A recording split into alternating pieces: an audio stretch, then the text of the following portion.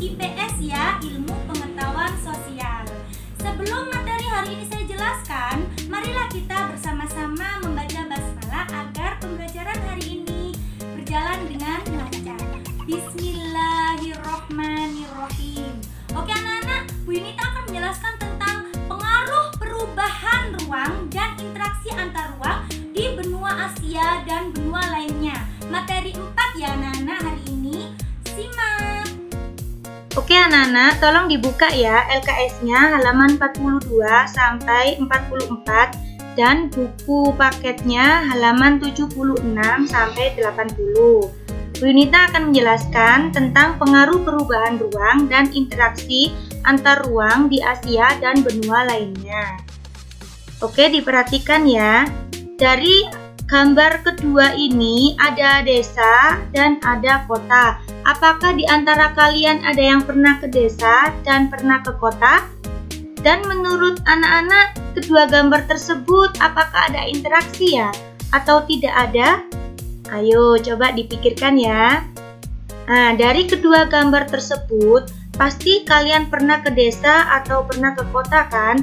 Dari masyarakat desa membutuhkan fasilitas kesehatan ataupun fasilitas pendidikan yang ada di kota. Dan sebaliknya, masyarakat kota membutuhkan sayuran ataupun membutuhkan kebutuhan pokok lainnya yang ada di desa. Bahkan orang tua kalian juga pernah ke desa untuk apa Nana? Untuk menenangkan diri. Atau mungkin suasananya di sana pemandangannya juga indah, suasananya tenang. Dan justru sebaliknya, orang tua pernah ke kota untuk apa? Tujuannya untuk mencari pekerjaan. Oke, dari sini perubahan juga bisa dikatakan dalam ruang lingkup sempit karena Bu Yunita menjelaskan interaksi antara desa dan kota. Apa sih interaksi? Interaksi adalah hubungan timbal balik antara kedua belah pihak, entah itu individu dengan individu ataupun individu dengan kelompok dan bahkan kelompok dengan kelompok. Jadi sudah paham ya apa sih interaksi itu? Ya, antara desa dan kota itu juga saling membutuhkan. Oke anak-anak, silakan diperhatikan. Di sini Bu Yunita akan menjelaskan tentang antar negara dan antar benua. Pengaruh interaksi keruangan bisa terjadi antar negara dan antar benua, yaitu dalam 5 aspek. Yang pertama, aspek ekonomi, yang kedua politik, yang ketiga sosial, yang keempat budaya, dan yang terakhir kelima adalah pendidikan. Oke, saya jelaskan satu persatu ya. Pengaruh perubahan terhadap kehidupan ekonomi yang pertama adalah mendukung pertumbuhan ekonomi dalam negeri.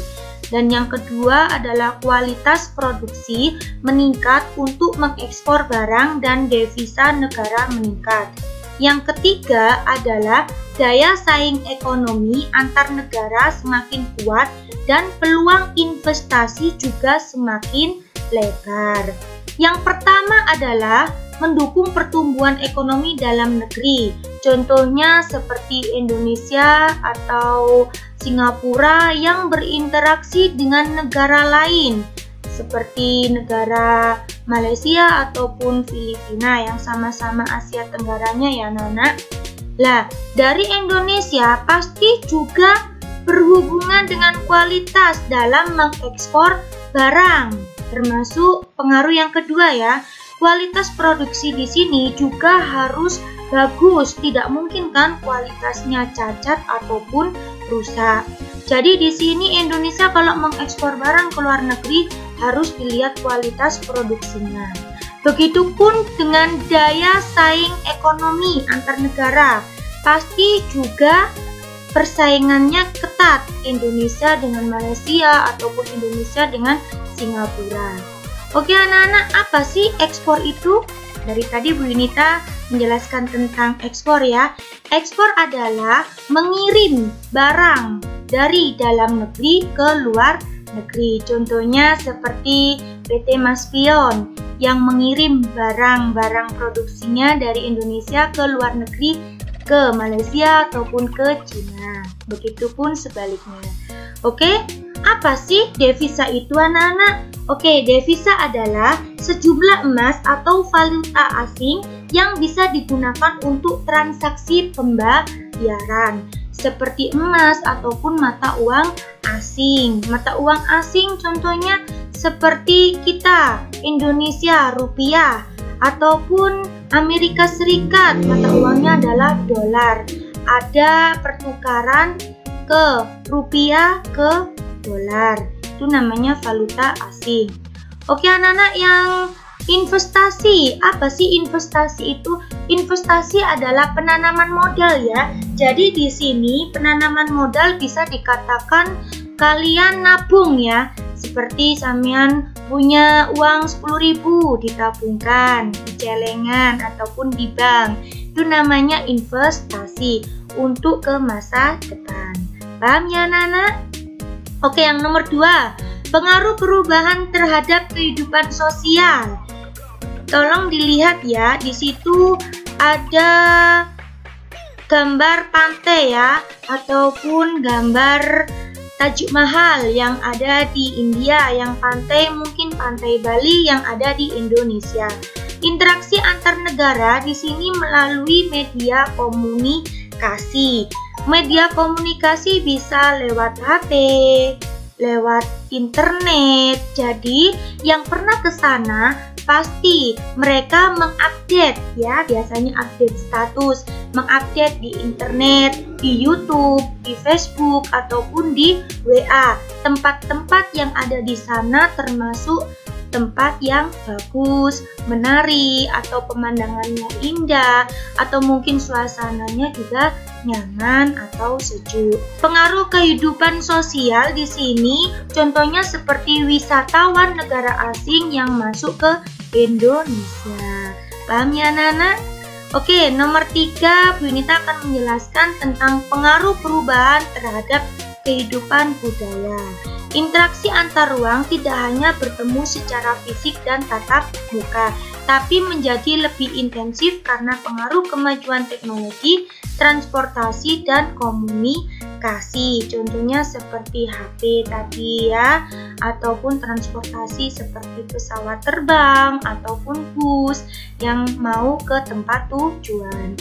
Budaya suatu masyarakat dapat dengan mudah disaksikan oleh masyarakat yang menyaksikannya dan membawa pengaruh yang sangat besar. Contohnya seperti cara berpakaian, aneka makanan, dan lain-lainnya. Nah, dari gambar tersebut, tolong dilihat ya, ada budaya barat yang masuk ke Indonesia. Dari orang Indonesia, pasti kita saring dulu apakah pakaiannya itu cocok dengan kita, apakah tidak. Kalau tidak ya tidak usah kita pakai, tapi kalau memang cocok ya harus dipakai. Karena kita kebanyakan banyak orang Islam. Kalau orang Islam menutup aurat. Dari pengaruh perubahan terhadap kehidupan politik dan pendidikan, untuk tugas selanjutnya akan saya jelaskan di pertemuan selanjutnya ya. Oke anak-anak, tugas keterampilan di sini akan saya beri di Google Form ya. Carilah informasi tentang negara Indonesia terkait dengan kondisi ekonominya dan kondisi sosial yang menyangkut angka kemiskinan di saat pandemi COVID-19. Buatlah mind mapping semenarik mungkin dari poin 1 di atas. Jadi, masa pandemi COVID-19 seperti sekarang ini, kalian cari informasinya ya. Negara Indonesia itu bagaimana kondisinya, kondisi ekonomi dan kondisi sosialnya. Paham ya anak-anak? Selamat mengerjakan. Semoga ilmu yang kalian dapat hari ini semoga bermanfaat dan barokah. Amin amin ya robbal alamin. Saya ucapkan terima kasih banyak sudah memperhatikan penjelasan dari Bu Yunita. Saya akhiri, wassalamualaikum warahmatullahi wabarakatuh.